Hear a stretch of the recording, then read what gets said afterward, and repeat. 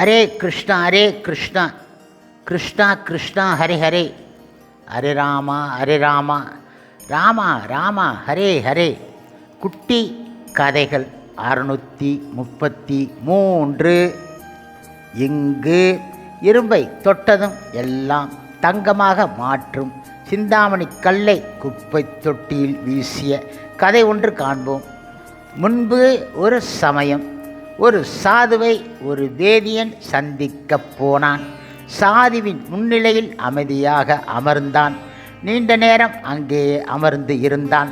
நீண்ட நேரமாக அமைதி காக்கும் வேதியனை கவனித்த சாது பேச ஆரம்பித்தார். அன்பனே, நீ மனதில் எதையோ வைத்துக்கொண்டு கூற முடியாமல் குழப்பத்துடன் இருக்கின்றாய். எதுவென்றாலும் தயங்காமல் கேட்பாயாக என்றார் அவர். இப்பொழுது வேதியன் கூற ஆரம்பித்தான். சுவாமி, தாங்கள் மிகுந்த யோக சக்தி படைத்தவர் எனவும் அதன் மூலம் பல அற்புதங்கள் நிகழ்த்துகின்றீர்கள் எனவும் அறிவேன். நாங்கள் மிக மிக ஏழைகள். தொட்டதெல்லாம் தங்கமாக்கும் சிந்தாமணி கல் தாங்களிடம் உள்ளது. அதை என்னிடம் கொடுத்தால் என்னுடைய வறுமை நீங்கி செல்வம் கொளிக்கும். அந்த சிந்தாமணி கல்லை பெற இங்கு வந்து உள்ளேன் என கூறினான். உடனே சாது, ஓ, இதுதான் விஷயமா? நீ கூறுவதைப் போன்ற சிந்தாமணிக்கல் என்னிடம் முன்பு இருந்தது. அதனை நேற்றுத்தான் தெருக்கோடியில் இருக்கும் குப்பை தொட்டியில் வீசி எறிந்து விட்டேன். நீ வேண்டுமானால் அங்கு சென்று தேடி எடுத்துக்கொள்ளலாம் என சர்வசாதாரணமாக கூறினார். இப்பொழுது வேதியன் சாது குறிப்பிட்ட குப்பை தொட்டிக்கு ஓடிச் சென்றான். சிறிது நேரம் அங்கும் இங்கும் தேடினான். ஒளி பொருந்திய சிந்தாமணிக்கல் ஒன்று அவன் கைக்கு கிடைத்தது. அதுதான் சாது குறிப்பிட்ட கல் என புரிந்து கொண்டான். அந்த சிந்தாமணி கல்லினால் அருகில் இருந்த ஒரு சிறிய இரும்பை தொட்டான். உடனே அது தங்கமாக மாறிவிட்டது. அந்த சிந்தாமணி கல்லுடன் வேதியன் மகானின் முன்பு சென்று அமர்ந்து கொண்டான்.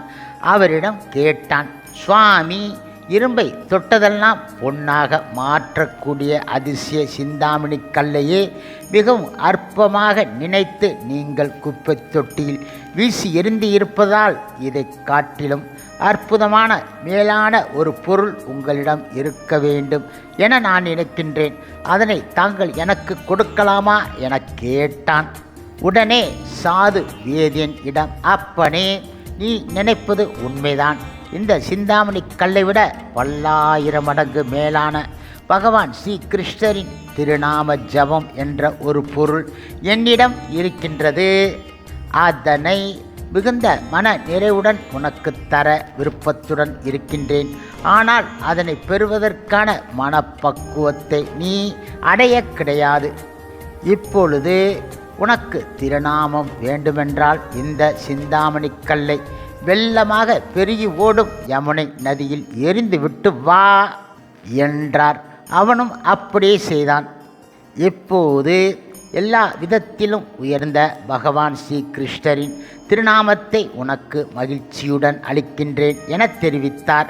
வேதியன் இப்போது எல்லாவற்றையும் துறந்து சாதுவிடம் சரண் அடைந்து விட்டான்.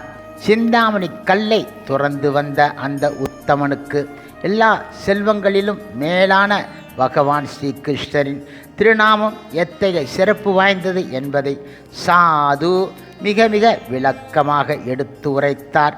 அவனும் புரிந்து கொண்டான். பின்பு வேதியனுக்கு பகவான் ஸ்ரீ கிருஷ்ணரின் திருநாமத்தை சாது தந்து அருளி தீட்சை கொடுத்தார். முழுமுதற் கடவுள் மற்றும் பரமபுருஷ பகவான் ஸ்ரீ கிருஷ்ணரின் தூய பக்தரான வேதியன் சாது இடமிருந்து பெற்ற திருநாமத்தை சதா சர்வகாலமும் மிகுந்த ஆர்வத்துடன் ஜபித்து வந்தான். அதன் காரணமாக அவனுக்கு பகவான் ஸ்ரீ கிருஷ்ணரின் தரிசனம் கிடைத்தது. இதன் காரணமாக மறு பிறவி சூழலில் இருந்து முற்றிலும் விடுபட்டு பின்பு முக்தி அடைந்து விட்டான். ஹரே கிருஷ்ணா கிருஷ்ணா கிருஷ்ணா ஹரே ஹரே. ஹரே ராமா ராமா ராமா ஹரே ஹரே. இல பிரபுபாதரின் சேவையில் இஸ்கான் பக்தர்கள்